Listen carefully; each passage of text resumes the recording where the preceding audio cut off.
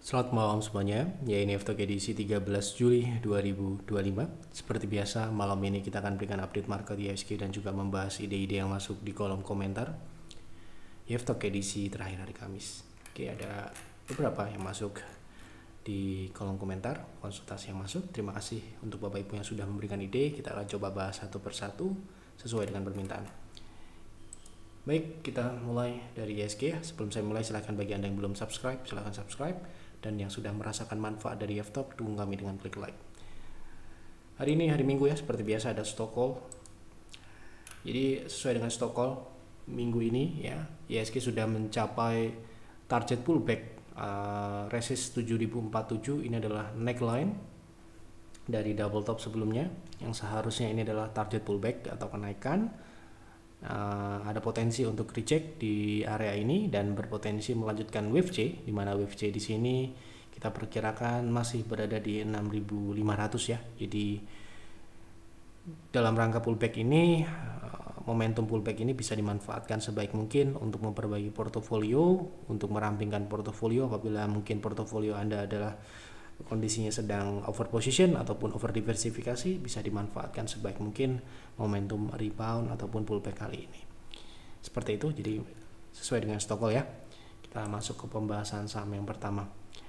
Sore Pak, BRIS untuk swing terakhir dibahas di sini sedang tunggu breakout 2670. Sekarang sudah breakout. Apakah masih bisa untuk entry? Berapa TP dan SL-nya? Oke, kita lihat. Di pembahasan terakhir nunggu breakout gitu ya. Nah, ini sudah breakout. Kalau kita bicara sudah breakout, ini sudah breakout. Nah, tetapi apakah masih bisa entry? Ini tergantung pada berapa risiko saat ini ya secara teknikal. Nah, ini risikonya secara teknikal ada di 4%. Ini adalah resist yang sebelumnya ya. Di area ini sekitar 4,8%. Dengan potensi kenaikan kembali ke area 29 sampai dengan 3000 itu sekitar 8%. Secara risk and reward menurut saya harga saat ini kurang terlalu menarik ya. Ada menariknya jika dia terjadi koreksi menutup gap di area 2730 sampai dengan 2710, itu bisa untuk buy on weakness dengan stop loss di area 2610 ke bawah. Seperti itu untuk entry. Izin konsul terkait WTON, apakah saya masih hold? Apabila saya masih hold, apakah bisa lanjut ke TP selanjutnya lebih tinggi dari PTR? Berapa Pak TP selanjutnya dan proteksi sekarang ini? Terima kasih, sehat selalu. Oke. Oh, bisa-bisa aja ya, tetapi gini ya. Sudah sering saya sampaikan, jika sebuah harga itu naik ke target yang kita sudah buat di awal, yaitu di trading plan, saran saya tetap di take profit walaupun saham tersebut bisa naik lebih tinggi ya. Untuk apa? Untuk menjaga konsisten. Yang kita kerja dalam trading adalah konsisten, bukan profit besar-besaran, bukan, tetapi konsisten ya. Jadi kalau Anda mungkin mencari profit besar di PTR, mungkin Anda akan kecewa. Kenapa? Kita mengejar konsisten, bukan profit besar. Yang kita cari sekali lagi konsisten. Konsisten itu tidak mudah. Ya, buat apa profit besar habis itu nggak profit? Karena tidak konsisten. Bisa nggak Pak profit besar dan konsisten? Bisa, tetapi itu beda lagi, lebih sulit lagi. Ya, yang kita cari, kita sudah ukur berapa pergerakan harga saham itu dan berapa TP yang ideal yang bisa kita dapatkan agar kita bisa tetap menjaga goals kita konsisten gitu ya. Konsisten itu tidak hanya dalam profit ya, konsisten dalam membatasi risiko. Ya, ini sebelum kita membahas saham ini, kita akan memberikan edukasi terlebih dahulu, terutama untuk mungkin Bapak Ibu yang mungkin baru trading atau baru menjadi member private trading room ataupun baru akan bergabung, masih waiting list ya. Saat ini waiting listnya cukup padat ya. Saat ini ada 14 antrian ya. Jadi jangan sampai Anda mengira di PTR itu akan profit besar-besaran. Profit besar-besaran itu hanya ada di Bull Hunter ataupun di PIR. Kenapa? Di sana lebih santai. Kalau di PTR kita akan cepat, kalau kena TP ya kita akan jual. Nah, ini pertanyaannya, apakah bisa naik lebih tinggi dari target profit dari private trading room? Kita coba cek, karena saya juga tidak hafal ya berapa TP2-nya gitu ya. Oke, terakhir kita trading saham ini, terakhir kita jualan hari Jumat kemarin. Ya, kita rekomendasikan di tanggal tentunya belum naik ya, tanggal 9 Juli ya. Setelah kita rekomendasikan kebetulan sahamnya tidak naik ya, malah turun gitu ya. Kita rekomendasikan di tanggal berapa ini? 9. Ya, 9 Juli itu di sini ini ya. Nah, setelah kita rekomendasikan saham ini bergerak melemah ya, bahkan sempat ke 89 ya gitu. Jadi yang kita cari adalah saham yang kita rekomendasikan. Kenapa kok membership PTR itu dibatasin? Agar tidak membuat saham itu naik secara instan, agar tetap natural. Ya, kita nggak mau karena rekomendasi kita sebuah saham itu tergoreng dalam tanda kutip. Ya, kita nggak mau menggoreng. Ya, maka dari itu kita batasin, gitu ya. Ini alasan. Kenapa kok dibatasin, Pak? Padahal kan orang mau bayar, gitu ya, mau bayar membership. Bukan itu. Yang kita inginkan adalah ketika kita merekomendasikan saham itu bisa dibeli oleh semua orang yang ada di private trading room. Bagaimana kalau misalkan kita terlalu banyak, ya tentu saja ada orang yang nggak kebagian. Ya kalau misalkan tidak memiliki waktu, misalkan kebetulan tidak bisa trading hari itu, ya harus dimaklumi ya, nggak bisa masuk ya. Ataupun misalkan 1 jam kemudian baru bisa entry ya mohon maaf ya, kita tidak bisa menahan saham ini naik untuk menahan untuk kenaikan gitu ya, karena ini di luar kontrol kami gitu ya. Makanya kita kontrol dari sisi membership. Ini perlu kita jelaskan juga ya. Nah, ini TP-nya ya terkait saham Wika Beton. Ini TP kita hanya di 95 sampai dengan 101. Kebetulan kemarin di tanggal 11 Juli saham ini sudah mencapai keduanya. Ya, keduanya karena sempat naik ke 103 ini ya. 103 ini adalah peak yang terakhir. Bisa nggak naik lebih tinggi dari situ? Bisa sangat bisa. Tapi masalahnya adalah bisa naik ke sana. Sebelum naik ke sana bisa turun dulu. Kembali ke modal misalkan bisa ya ke 93 ataupun 94 bisa. Ya, ada baiknya kalau Anda sudah take profit kemudian nanti bisa buyback lagi ya, misalkan di 94 atau di 92 misalkan. Itu dekat dengan modal gitu ya. Tetapi kalau sekarang masih hold ya nggak masalah ya. Anda bisa proteksi di 92 ke bawah, cut profit dengan TP di 99 sampai dengan ekstensi kita ambil di ekstensi 1,6 di 111 gitu ya. Jadi sarannya ya tentu saja menjalankan trading plan dengan disiplin ya, baik itu dalam cut loss maupun dalam alokasi dan juga take profit. Kalau Anda mungkin bisa mengharapkan profit yang lebih, ya ada risiko dan konsekuensi yang harus diterima gitu ya. Misalkan sahamnya ternyata nggak kuat naik, malah Anda jual bisa lebih rendah, bahkan bisa jadi Anda bisa cut loss padahal PTR profit. Yaitu adalah konsekuensi risiko yang harus Anda terima. Ada Pak, saya kemarin nggak ikut jualan tetapi sahamnya malah turun, bagaimana dong? Ya Anda harus terima itu. PTR sudah menginstruksikan sell, sudah jelas di trading plan sell di harga tertentu dan sudah tercapai, Anda tidak ikut jual dan kemudian sahamnya malah turun, itu adalah resikomu sendiri. Konsekuensi harus Anda terima. Jangan tanya bagaimana, ya. Itu adalah konsekuensi dan resiko yang Anda harus terima karena Anda mengharapkan lebih daripada yang kita sudah pertimbangkan dan perhitungkan. Setiap rekomendasi kami sudah dihitung dan sudah dikalkulasi dari sisi potensi profit dan juga resiko. Ya, jadi kalau Anda nggak mau menjalankan itu, resiko dan konsekuensi, ya Anda harus siap terima. Jangan ini bagaimana, itu bagaimana, ya. Gitu. Ini bagaimana, itu bagaimana, artinya Anda tidak siap dengan apa yang Anda inginkan, ada resiko dan konsekuensinya di situ, ya. Jangan seperti itu gitu maksudnya. Karena market di sini kita tidak bisa mengontrolnya. Bisa naik lebih tinggi? Ya pertanyaan Anda bisa atau tidak, tentu saja bisa. Tetapi masalahnya Anda bisa mempertahankan konsistensi atau tidak kalau Anda mau mengejar profit sekian. Gitu ya. Lanjut ya. Dewa untuk trading tunggu di berapa ya, serta berapa TP dan SL-nya. Jadi ini ya untuk trading plan tadi ya, untuk di private trading room. Oke, lanjut. Dewa untuk trading tunggu di berapa, serta berapa TP dan SL-nya.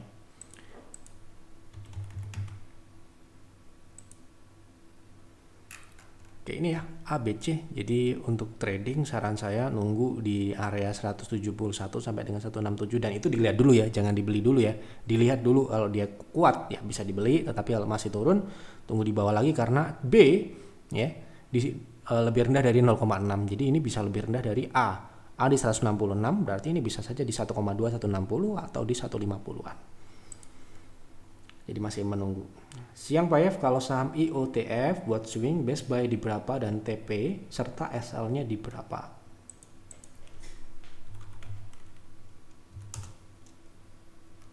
Oke, kemarin kita sudah sempat bahas saham ini ya. Untuk swing trading. Saran saya sekarang sudah mencapai 0,3 target swing terdekat. Untuk re-entry atau misalkan mau baru entry, saran saya buy on weakness di 104 dengan stop loss ketat di 88 ke bawah. Untuk TP masih sama ya, di 133 sampai dengan 159 yang terdekat. Seperti itu. Bang apa tolong bahas CUAN yang akan stock split 1:10. Apakah bagus untuk swing? Terima kasih, sehat selalu Pak Yev. Untuk stock split ya tentu saja kita harus lihat teknikalnya seperti apa sekarang ya. Gitu. Kalau bagus ya bagus gitu ya. Nah, ini kebetulan sudah naik ya, swingnya sudah jalan. Ini baru stock split di tanggal 15. Jadi akan betul ya. Ada kata akan ya, tanggal 15 itu sekitar hari Selasa ya mungkin ya. Hari Selasa berarti kalau Anda mau entry tentu saja kita harus lihat berapa risknya secara teknikal, apakah Anda bisa terima gitu atau tidak gitu ya. Ini risiko terhadap teknikalnya, atau jika dia turun ke support ya, terlepas dia mau stock split atau apapun itu sekitar 10%. Jadi secara risiko buat kami ini sudah terlalu besar. Nah, untuk potensi kenaikannya di shadow resist terdekat ya 15575 itu 8%. Sehingga saran saya buy on weakness minimal di 13400. Ini harga sebelum stock split ya. Itu saja nanti dibagi dari faktor stock splitnya. Jadi kalau misalkan kita lihat di sini secara teknikal terlalu tinggi untuk entry di harga saat ini ya. Gitu. Nah, buy on weakness dulu kalau dikasih. Mohon dibahas TAPG, saya punya di harga 975. Kira-kira berapa TP1, TP2 dan cut profitnya sudah saya bahas kemarin sempat juga masuk di private trading room ya. TP-nya ada dua ini ya di 1055. Kebetulan kemarin kita juga trading di PTR dan TP-nya sudah tercapai ya. Kemarin kita rekomendasikan di tanggal 1 ya. Kebetulan harganya hampir sama ya 985. TAPG ini tanggal 1 ini ya. Yang kita inginkan adalah seperti ini ya. Tanggal 1 kita rekomendasikan, setelahnya dia turun. Supaya apa? Supaya banyak orang bisa beli. Ya, kita rekomendasikan di 985 dan harga sempat turun ke 975 ini ya. Gitu sampai dengan tanggal 7 bahkan. Jadi ini swing yang cukup harus sabar. Jadi swing itu tidak selalu kita rekomendasikan sekarang terus beberapa jam atau besok naik, belum tentu. Yang kita cari malah kalau bisa saham itu kita rekomendasikan sahamnya diem atau turun dulu. Tapi jangan sampai turun sampai dengan stop loss ya. Kalau turun sampai stop loss ya harus dijual. Ya, kalau bisa turun dulu beberapa tick di bawah agar member kami bisa akumulasi atau bisa beli. Gitu ya, seperti ini contohnya ya. Jadi kalau Anda bertanya berapa TP-nya karena harga belinya hampir sama, ya saya akan sebutkan TP yang ada di private trading room. Ya. Di sini TP maksimalnya di 11.05. Nah, ini kita sudah sempat update di 11.50. Di harga saat ini menurut saya untuk swing sudah cukup untuk take profit. Cut profitnya ada di 10.85. Monggo kalau Anda mau hold lebih tinggi di 1.200 karena untuk Bulls Hunter juga kebetulan hold saham ini tapi dengan modal yang sangat jauh di bawah ya, ini berbeda lagi ceritanya. Ini TP-nya masih sangat jauh ya, bisa di atas 1.200 gitu. Jadi kalau swing ya itu tadi ya, TP-nya mengikuti apa yang ada di private trading room. Lanjut ya, malam Pak Yev, DMND apakah like invest? Jika iya, berapa harga untuk harga yang baik untuk mulai akumulasi? Oke, kita lihat ya, DMND itu diamond ya. Diamond secara fundamental menurut saya tidak memenuhi dari sisi profitabilitas. Karena kita pernah juga sebelum kita rekomendasikan saham Cimori pada beberapa tahun yang lalu, saat itu harga masih di 3.000-an, kita melakukan studi komparatif. Tentunya setiap saham yang kita rekomendasikan sudah melalui studi komparatif, kita sudah analisis secara internal maupun kita sudah compare dengan kompetitor-kompetitornya. Salah satu saham yang waktu itu kita sandingkan adalah saham Diamond ini, di mana Diamond ini memiliki kelemahan di sisi profitabilitas yang sangat tipis, di bawah 5% batas toleransi margin yang kita harapkan kita cari gitu ya. Jadi sangat jauh, ini secara operasional pun di bawah 5%, ini bukan tipe kami ya, bisa dikatakan seperti itu. Jadi kan selera-selera nih, ada yang seleranya seperti ini, nah ini bukan selera kami ya. Kenapa ya? Karena secara profitabilitas sangat tipis. Kita cari yang lebih tebal ya. Kalau ada yang lebih tebal, kenapa kita cari yang tipis gitu kan. Nah, secara growth sebenarnya tidak terlalu jelek, tetapi jauh lebih baik Cimory ya. Jauh, kita sudah mengcompare dan sudah keluar rekomendasinya. Tentunya Cimory harga sahamnya ya sudah perform daripada kita rekomendasikan ya. Tentu saja untuk beli sekarang pun juga kita tidak rekomend lagi gitu. Jadi untuk saham Diamond ini secara fundamental menurut saya tidak terlalu menarik dan tidak memenuhi syarat kami untuk like invest gitu ya. Lanjut, nyesel BBRI cuma akum 75 lot, masih ada dana setengah hasil TP rebound habis crash. Buat jaga kalau turun ke 3.400 lagi. Baiknya nambah lot kapan Pak? Nunggu RSI jenuh belikah? Kami tidak menggunakan RSI sebagai pedoman kami melakukan akumulasi ya. Kita hanya akan mengakumulasi jika sebuah harga saham sudah masuk ke harga yang entry point yang kita sudah perhitungkan, baik dari sisi fundamental, karena ini bicara investasi, dan juga teknikal. Jadi kalau misalkan invest, ya kita sudah menggunakan pendekatan fundamental dan juga teknikal jangka panjang. Terkait adanya indikator RSI ini tidak kita gunakan sebagai pedoman, tetapi zona akumulasi di mana angka tersebut sudah mencerminkan pada potensi capital gain dan juga dividen yang sudah kita cari. Misalkan kita cari 10%, ya kita kalau beli di harga itu kemungkinan proyeksi kita dapat di atas 10% di tahun pertama, tahun kedua bisa lebih tinggi lagi gitu ya. Nah seperti itu Pak. Jadi kita untuk investasi kita tidak menggunakan indikator-indikator yang sifatnya jangka pendek seperti jenuh beli, jenuh jual ataupun MACD gitu ya. Kita menggunakan harga yang dimana kita sudah tentukan jauh-jauh hari ya. Misalkan BRI case-nya adalah kita sudah tentukan, kita sudah hitung sejak 2024 awal atau bahkan sebelum 2023 kita sudah perhitungkan harga 3.800 ke bawah itu adalah angka yang masuk akal untuk kita akumulasi saham BBRI gitu ya. Kalau kapan itu dikaitkan dengan waktu, mohon maaf kami bukan price maker, jadi kita nggak bisa bilang. Intinya kalau saham BRI turun ke bawah 3.800 itu sudah cukup bijak untuk kita melakukan akumulasi gitu ya. Jadi saya hanya mengulangi kata-kata yang saya sampaikan di awal tahun 2024, kuartal 1 akhir, kuartal 2 awal. Ya, dimana saat itu BRI ya masih di sini-sini ya, masih di sini-sini, ini di 5.700, masih di bahkan sempat masih naik di 6.000, hampir 6.000 gitu ya. Oke, begitu ya kira-kira untuk jawaban saya. Terima kasih untuk Bapak Ibu sudah memberikan ide. Semoga tidak ada yang terlewat untuk saya bahas di Aftalk malam ini. Apabila ada yang terlewat, mohon maaf yang sebesar-besarnya. Silahkan dianalisa lagi, jangan ditelan mentah-mentah apa yang saya sampaikan. Yang saya sampaikan ini sifatnya opini pribadi, prediksi yang bisa benar dan bisa salah. Ambil yang positif ya, apabila Anda tidak cocok silahkan dilupakan. Dan apabila Anda member baik itu PTR, Peers atau Busanter, selalu gunakan fasilitas konsultasi sebelum ambil keputusan. Jangan nunggu nyangkut dulu baru konsultasi.